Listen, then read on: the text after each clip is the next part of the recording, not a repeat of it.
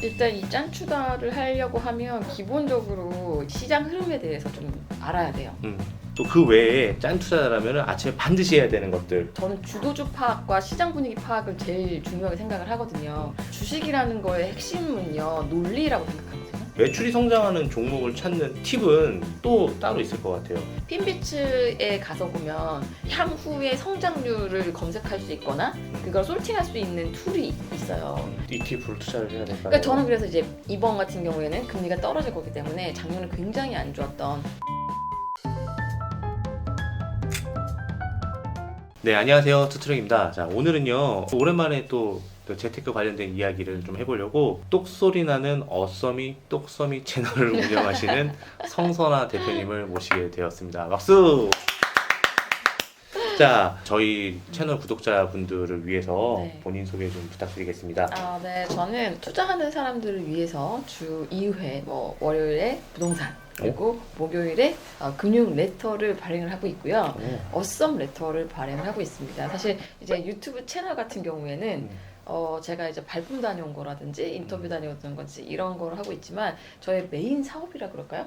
그건 저는 유료 레터 사업을 하고 있습니다. 유료 레터 사업이요? 네네. 대표님의 요즘 신작인 그 주식으로 짠 투자하라에서 이제 하루에 10,000원씩 꾸준히 수익을 낼 수 있는 짠 투자를 하라고 하셨는데요. 네. 근데 그 짠 투자라는 게 정확히 뭔가요? 그러니까 약간 좀 보면 네. 짠테크랑 약간 좀 유사하다라고 볼 수가 있는데 네. 짠테크라는 거는 티끌 모아 태산 이런 의미인 거거든요. 그러니까 네. 저는 원래 이제 재테크의 영책을 쓰면서 종잣돈을 모으는 걸 되게 강조를 했었어요. 그러니까 이제 약간 사람들이 생각할 때 주식 투자는 어떤 대박을 바라거든요. 네. 근데 저는 주식 투자에서도 대박을 바라지 말라는 거죠. 그래서 티끌을 모아서 이렇게 우리가 저축을 하듯이 주식 투자를 해서 목돈을 만드는 개념, 이런 걸 약간 좀 호불호가 있고 이 주식은 제가 보니까 사람마다 다 다양하더라고요. 맞아요. 어떤 경험과 어떤 사람을 만났냐에 따라서 되게 다르다고 생각을 하는데 예. 제가 맨 처음에 만났던 분들은 이제 진짜 부동산으로 빌딩 부자가 된 분들을 만났어요. 굉장히 억 단위의 사람들을. 그리고 제가 인터뷰를 했던 분들이 이제 짠돌이 짠순이를 만났거든요. 그래서 저도 그렇게 저는 원래 재테크에 관심이 있지 않았어요. 그냥 저는 그냥 뭐 기사만 열심히 쓰고 싶었지 돈을 딱히 열심히 벌고 싶은 생각은 없었거든요.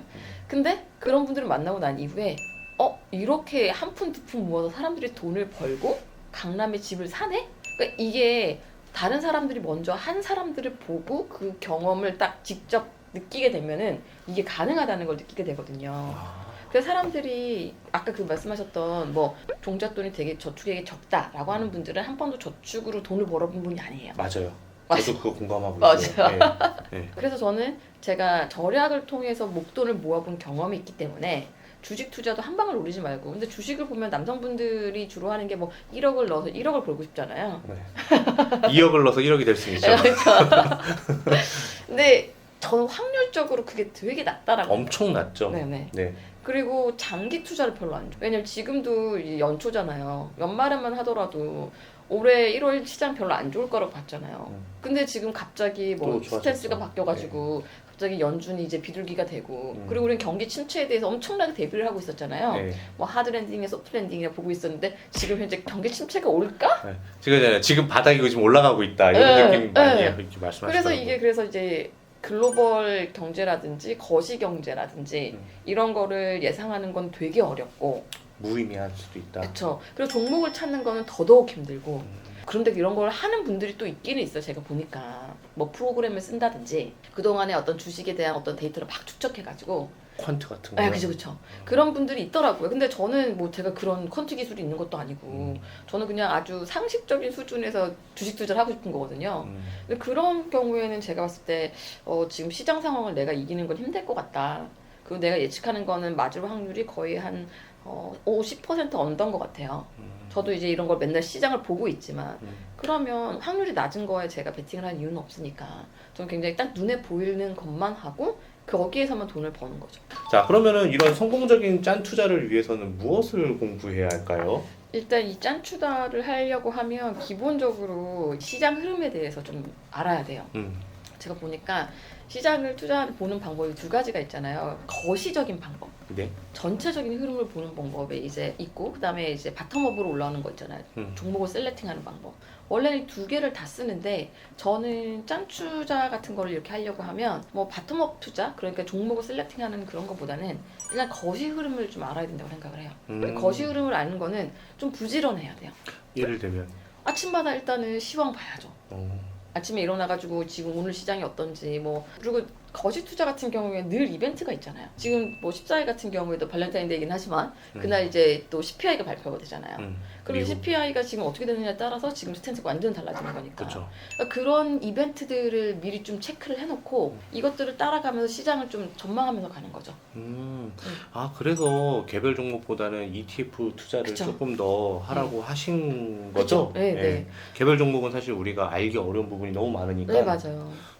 지수를 따라서 하라는 건가요? 그렇죠. 만약에 예를 들어서 지금 같은 경우에도 지수가 굉장히 많이 반등을 했잖아요. 네. 특히나 중국이라든지 홍콩이라든지 그리고 이제 유럽 쪽에 되게 많이 반등을 했어요. 그러니까 유럽이 천연가스 가격이 생각보다 이제 따뜻하다 보니까 폭락을 했잖아요. 그러니까 생각보다 얘네가 이제 난방비가 덜 든 거죠. 그래서 지금 영국 같은 경우에도 지수가 지금 사상 최고치거든요. 그러니까 만약에 영국 지수 ETF에 투자를 했으면 그걸 벌 수 있었던 거죠. 그리고 지금 천연가스 같은 경우에는 굉장히 바닥이거든요. 정말 바닥이에요. 그러면 언젠가는 또 오를 수 있다라고 보는 거죠. 이런 식으로 약간 좀 저는 거시적인 안목을 갖고 네, 거시 흐름을 많이 봐요. 원유라든지 이런 것들. 그러면 이런 걸 공부하려면은 네. 지표만 확인하는 것도 있지만은 이거를 지표를 해석해주는 그런 뭔가 영상들이라든가 뭐 블로그라든가 이런 것들 다양하게 섭렵하면 좋을 수 있겠네요. 근데 이게 기본적으로 경제에 관련된 자기만의 어떤 이론이 필요한 것 같아요. 그러니까 굉장히 많이 흩어져 있는 정보들을 네. 내 걸로 소화하지 못하는 이유는 나만의 논리 구조가 없어서 그렇거든요. 맞아. 여기 이 사람 이야기 들으면 이 사람 말이 맞아요. 맞는 거 같고 예. 들으면 맞는 거 같고 네. 논리는 다 있으니까 네. 그쵸. 그래서 저는 항상 이렇게 생각을 해요. 내가 이 시장을 읽고 제 논리 구조를 세워요. 그리고 난 이후에 이 사람 얘기도 들어보고 저 사람 얘기도 들어봐요. 아 근데 그게 진짜 어려운 것 같아요. 아. 자기만의 그걸 세운다는 게. 근데 이 연습을 하지 않으면 예. 늘 휘둘려요. 맞아. 제가 늘 휘둘려요.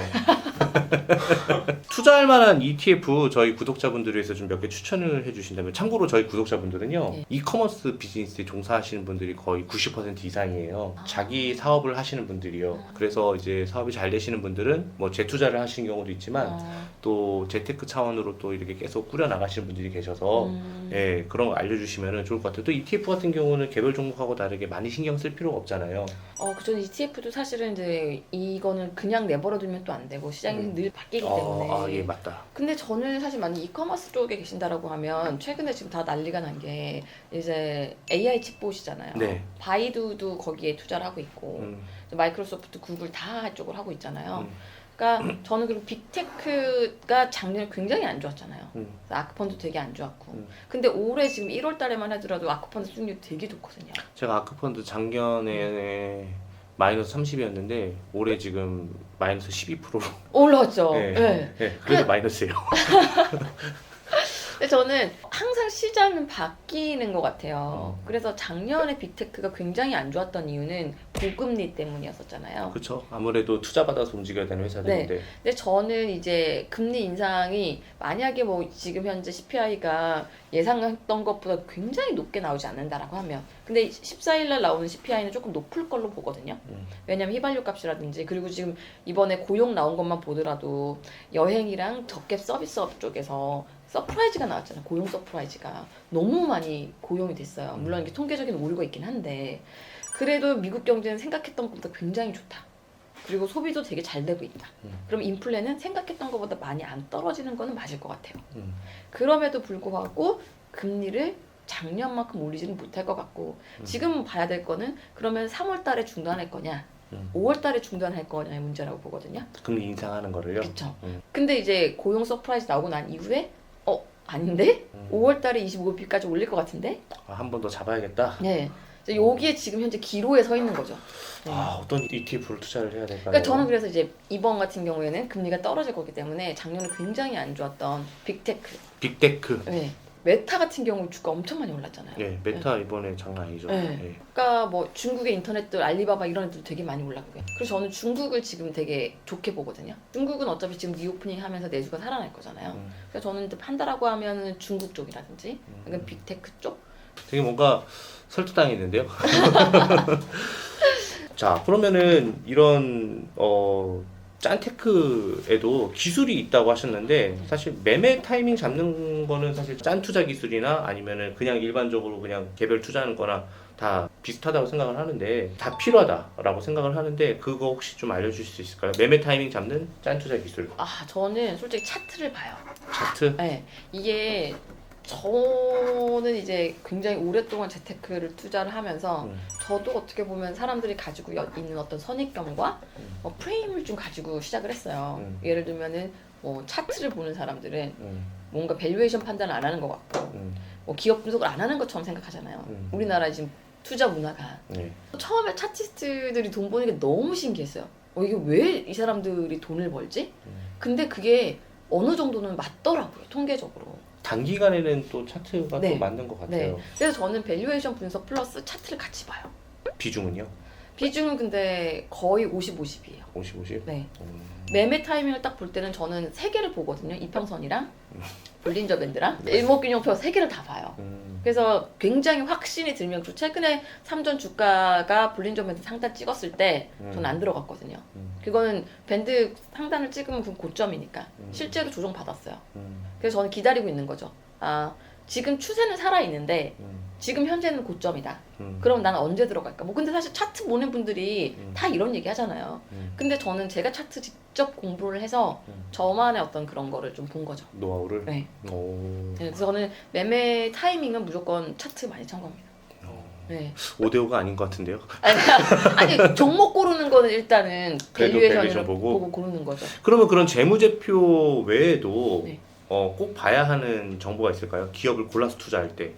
재무제표. 사실 재무제표가 되게 중요한데 네, 이건 꼭 봐야 하는 투자 지표. 그러니까 일단은 무조건 실적이긴 하죠. 실적. 그러니까 영업이익 같은 거라든지 저는 영업이익이 앞으로 순증한다라는 거에 대한 어떤 그런 부분들이 있는 거잖아요. 근데 제가 주식이 가는 거를 저는 봤을 때 주도주는 분명히 있는 것 같아요. 그러니까 지금 주도주는 AI잖아요. 근데 이게 글로벌이에요. 예를 들어 저는 이제 미국 주식도 같이 하고 있기 때문에 그러면 월가 쪽에서 요즘에 어떤 얘기들이 되게 많이 나오는지 그러니까 기업을요 생으로 찾지 않죠. 그치. 네. 시험 범위를 좀 줄인 다음에 찾는 거죠. 그쵸. 네. 그러니까 지금 저는 굉장히 많이 참고를 하는 게 전 세 개를 보거든요. 블룸버그랑 CNBC랑 월스트리트저널이요. 네. 걔네를 보고 난 이후에 걔네가 종목을 일단 찍어요. 제목이 이런 거죠. 뭐 지금 이 시기에 봐야 될 5가지 종목 이런 게 나와요. 네. 그러면 저는 일단 그걸 읽는 거죠. 음. 그리고 난 이후에 이거 설득력 있는데? 그리고 난 이후에 제가 기업 한번 우리나라 증권사 리포트 한번 보고 이런 식으로 가지 저는 제가 투자 천재라는 생각을 안 해요. 그래서 내 머릿속에 있는 걸로 종목 셀렉팅은 안 해요. 네, 저는 그래서 일단 컨닝을 많이 합니다. 뭐 당연히 그런 거가 당연히 있어야죠. 모든 걸 다 어떻게 합니까 세상에. 네. 근데 CNBC 프로 버전 같은 경우에는 전 제일 많이 봐요. 거기는 종목을 찍어주거든요. 진짜요? 네. 자 그러면은 아까 뭐 꼭 봐야 하는 게 이제 매출과 실적 이런 거라고 하셨는데 그 매출이 성장하는 종목을 찾는 팁은 또 따로 있을 것 같아요. 그리고 이게 보면 이제 툴들이 핀비츠 있잖아요. 핀비츠에 가서 보면 이렇게 그 향후의 성장률을 검색할 수 있거나 그걸 솔팅할 수 있는 툴이 있어요. 그걸로 보면은 웬만큼 얘가 향후에 한 3년 내에 어떤 식으로 할 건지는 다 나와 있거든요. 그래서 이런 것들을 그냥 우리가 정량적 분석이잖아요. 네. 이 정량적 분석을 할 수 있는 툴은 요즘에 되게 많이 있어요. 하긴 뭐 요즘에 하도 그 네. 투자자들도 많으니까. 그래서 저는 미국 주식 같은 경우에는 핀비츠를 추천드려요. 거기 정말 잘 돼 있어요. 핀비츠. 네. 핀비츠를 활용하면 데이터는 거의 다 뽑을 수 있는 것 같아요. 뭐 국내 같은 경우에는 사실 우리가 해외 주식이 힘든 이유가 일단 영어의 장벽이 있잖아요. 네. 근데 핀비츠 같은 경우에는 프로그래밍으로 돼 있기 때문에 그냥 다 솔팅만 하면 돼요. 네. 되게 잘 돼 있어요. 그걸로 이제 좀 보죠. 어떤 종목을 한번 볼지 좀. 그렇죠. 이제 딱 그거를 설정을 할 수 있어요. 향후 몇 년 내에 성장률이 몇 % 있는 기업을 설정을 하는 거죠. 그럼 그게 쫙 나와요. 그럼 그 중에서 시총이라든지 거래량이라든지 그런 걸로 종목을 찾아가는 거죠. 네. 그래서 데이터를 저는 저도 막 데이터 전문가는 아닌데 활용할 수 있는 것들은 요즘에 너무나 툴이 좋기 때문에 그냥 활용하시면 좋을 것 같아요. 네. 자, 그러면 그 짠 투자자라면 네. 아침에 꼭 해야 할 것이 있다고 하셨는데 거시경제 지표들을 확인하는 것도 네. 있다고 했지만 또 그 외에 짠 투자자라면 아침에 반드시 해야 되는 것들 그게 뭐가 그렇죠. 있을까요? 일단은 이제 저는 주도주 파악과 시장 분위기 파악을 제일 중요하게 생각을 하거든요. 근데 그 파악이라는 게 저는 주식이라는 거의 핵심은요 논리라고 생각하거든요. 시장에 이런 어떤 쿠션이 딱 들어갔을 때 그 쿠션이 어떻게 와서 튕기는가에 대한 거죠. 그러니까 만약에 이 쿠션이 들어갔는데 종목이 오르느냐 떨어지느냐 그 원인 분석을 하는 거죠. 그래서 특징주를 봐야 돼요.